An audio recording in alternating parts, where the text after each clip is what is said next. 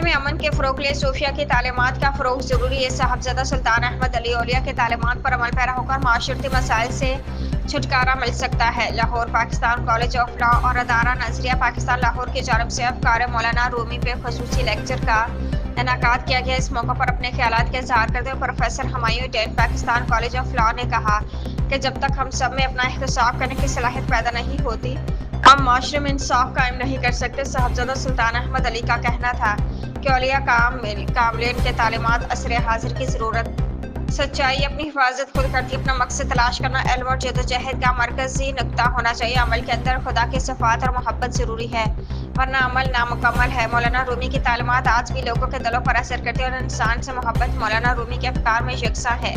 ہمیں اپنی ثقافت سے رشتہ مضبوط رکھنے کے لیے ضروری ہے کہ عظیم صوفیانہ افکار اور فلسفہ سے استفادہ کریں۔ رومی کا پیغام ہے کہ انسان کو قرآن کے ساتھ زندگی گزارنی چاہیے اور قرآن کریم کا مطالعہ ایسے کرنا چاہیے گویا یہ انسان سے مخاطب ہے۔